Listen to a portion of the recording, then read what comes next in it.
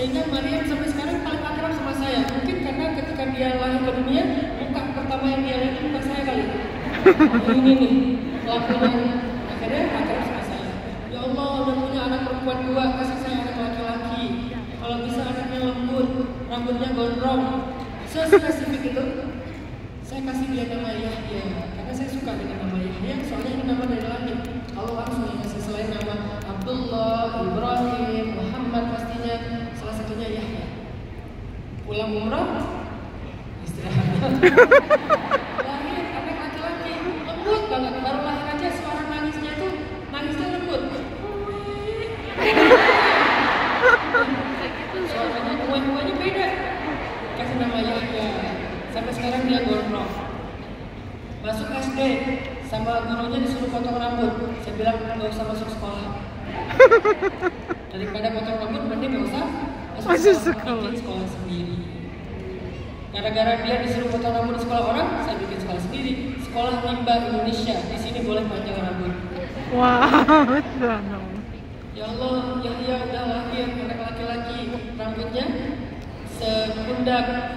Kasih saya satu anak laki-laki lagi, tapi rambutnya jangan yang panjang ke bawah, ke atas.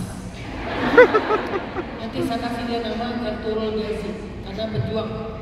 Pulang umrah, hamil lagi Pak Ustaz. anak laki-laki. Ini modalnya tipenya kalau Yahya itu senangnya ya kayak sains gitu. Kalau yang ini senangnya tuh tarung, benjang, reok Ponorogo. Wah.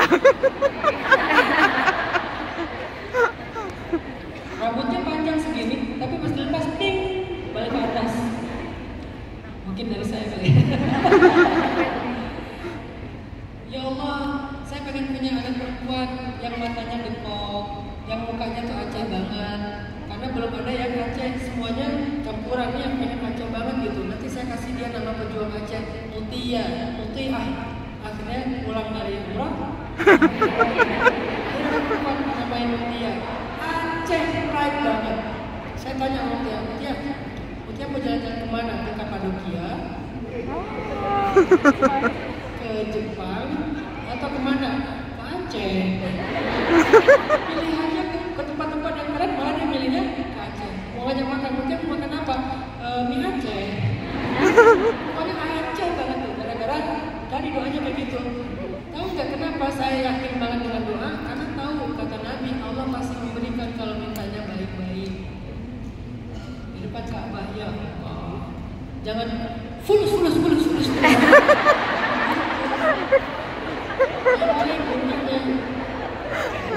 Walaupun katanya kok kata-katanya sama fulus. Tapi dengan nada yang lembut, dengan santun, dengan soft spoken. Akhirnya setelah Nabi Ayub berdoa dengan sangat santun, Allah Subhanahu wa taala memunculkan mata air di bawah kaki Ayub. Ayub mandi, setelah mandi rontok semua penyakit beliau. Selain beliau sembuh seketika dari sakitnya, tiba-tiba setelah mandi Nabi Ayub jadi muda lagi seumur 30 tahun. Masya Allah. Udah 80 tahun, jadi 30 tahun. Kenapa 30 tahun Ustaz? Kenapa nggak 17 tahun aja? Ternyata usia yang paling baik dalam Islam itu 30 dan 40. 30 itu usia penduduk surga. Jadi kalau kalian mau merayakan jangan sweet 17, tapi sweet 30. Karena umur yang paling baik atau umurnya ahli surga itu adalah umur 30 tahun. Sedangkan 40 tahun umurnya para nabi. Rata-rata para nabi diangkat menjadi rasul di usia 40 tahun. Bukankah hidup berawal dari umur 40 tahun? Jadi dua umur ini istimewa nih. 30 tahun itu umurnya ahli surga, muda banget, tapi udah matang. Kalau di bawah itu muda tapi belum matang. Setelah itu kematangan. Jadi pas lah. 30 tahun itu pas lah gitu ya.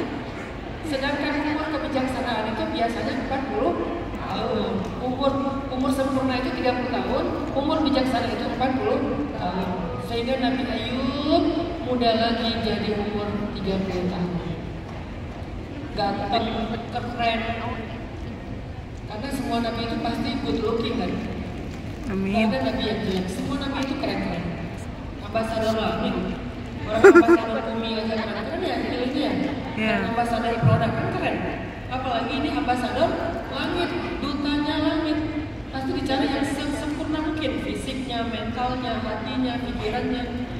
Ayub itu ganteng banget. Begitu istrinya pulang melihat ada cowok ganteng di rumah mirip suaminya, istrinya kaget. Astagfirullah, man kamu siapa? Saya Ayub, suamimu. Enggak, Ayub gak kayak gini. Dulu gini sih. Jangan gini sih. Ayub gak gini, Ayub itu lagi terbaring sakit. Ya tapi aku udah sembuh, saya udah cari ke kamar aku. Nah ternyata ini Ayub. Kok bisa jadi gini? Allah memberikan aku kebaikan dengan dimudahkan lagi seumur ini. Akhirnya istrinya disuruh mandi juga dengan mata air yang sama. Istrinya mandi, begitu istrinya selesai mandi, tiba-tiba keluar dari kamar mandi, istrinya muda lagi seumur 30 tahun. Jadilah mereka berdua pengantin baru lagi. Ayub, bulan madu lagi. Setiap tahun lahir satu anak, persis seperti anak yang telah wafat. Bahkan ada para ulama mengatakan gini tafsirnya, anak Nabi Ayub telah wafat semuanya. Ketika Nabi Ayub sudah sembuh, Allah bertanya kepada Nabi Ayub, wahai Ayub, hambaku, apakah kamu ingin anakmu yang telah wafat aku kembalikan? Atau kamu pengen ketemu dengan mereka di surga aja? Biarkan mereka di surga. Karena semua anak-anakmu yang sudah wafat itu di surga sekarang. Kamu mau mereka balik lagi ke dunia atau biarkan di surga? Coba ditawarin kayak gitu. Saking istimewanya Nabi Ayub, saking santunnya, saking soft spokennya, sehingga Allah pun memperlakukannya kayak gitu. Jadi kalau kita dengan Allah itu rafiq, Allah juga rafiq sama kita. Kalau kita ke Allahnya unfi, Allah juga unfi sama kita. Apa itu tadi unfi? Marah. Jadi harus yang lembut, santun, sehingga Allah tawar kepada Nabi Ayub, Ayub hambaku, anak-anakmu yang sudah wafat itu sekarang di surga. Kamu mau aku kembalikan mereka satu persatu ke dunia lagi? Atau kamu mau mereka tetap di surga? Apa jawaban Nabi Ayub? Kalau kita jawabannya apa kira-kira? Kembalikan ke dunia. Ya Allah, Iya. Ayub bilang apa? Ya Allah, biarkan mereka di surga. Aku akan ketemu mereka kelak di surga. Oh ya sudah. Akhirnya Allah ganti, lahir setiap tahun satu anak, setiap tahun satu anak yang persis mirip dengan anaknya yang telah wafat. Fisiknya mirip, karakternya mirip, urutannya mirip, sampai kemudian dikasih nama oleh Nabi Ayub dengan nama yang sama dengan kakak-kakaknya yang sudah wafat. Seolah-olah anaknya itu digantikan lagi, padahal bukan, didobelin anaknya. Jadi seolah-olah anaknya itu semuanya kembar. Yang satu udah meninggal, sekarang digantikan yang berikutnya sama persis seperti kakaknya. Itu yang disebut di dalam ayat 84, wa mithlahum, dan yang serupa dengan mereka. Kata ulama tafsir. Sehingga setelah beberapa tahun Nabi Ayub punya anak utuh lagi seperti dulu. Mulai dari bayi lagi, anak-anak lagi, lucu-lucu lagi. Seperti dulu, hidupnya itu kayak berawal lagi, ngulang lagi dari awal. Dan yang luar biasa, setiap malam turun hujan di atas rumah Ayub. Tapi bukan hujan air, hujan dinar dan dirham. Masya Allah. Setiap malam turun hujan dinar dan dirham. Pagi-pagi Nabi Ayub itu ngumpulin dinar dan dirham. Jadilah dalam waktu yang singkat, Ayub orang yang paling kaya di negerinya, bahkan lebih kaya daripada sebelum beliau sakit. Masya Allah. Inilah kesudahan dari kisah Ayub alaihissalam. Apa pelajarannya? Pelajarannya belajar sifat rifqi dari Nabiullah Ayub, Musa, Yunus, Nuh, dan para anbiya lainnya. Kalau kita lagi diuji oleh Allah, jangan marah-marah. Kalau kita lagi diuji oleh Allah, jangan tantrum. Kalau kita lagi diuji oleh Allah, jangan putus asa, jangan menyerah, jangan berhenti berdoa. Kalau ada di antara kalian yang berdoa sudah 10 tahun belum dikabulkan, minta lagi aja. Saya sendiri punya doa yang sudah 11 tahun saya minta. Menurut saya belum dikabulkan, nggak apa-apa.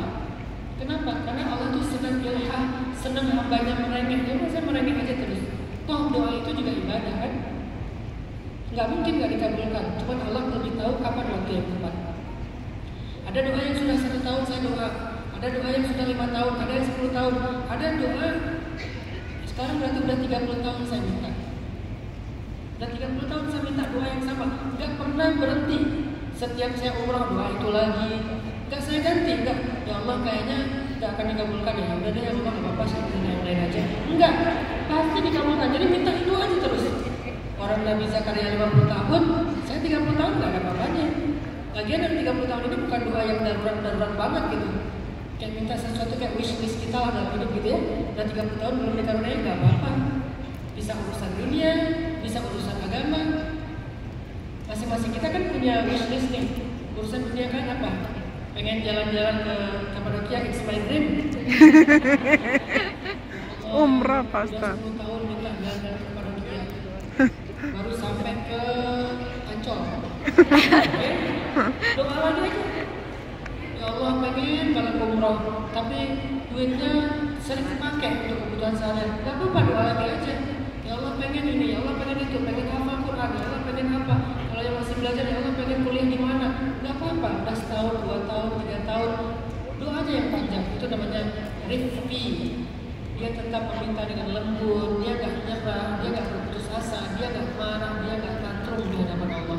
Sehingga makna dari ya Allah wa ma'awasmi, saya pengen kita belajar dari sifat Nabi Ayub. Kalau kita lagi diuji, bersabarlah dan tetaplah santun kepada Allah. Barulah Allah akan memberikan kepada kita keajaiban seperti yang Allah berikan kepada Ayub.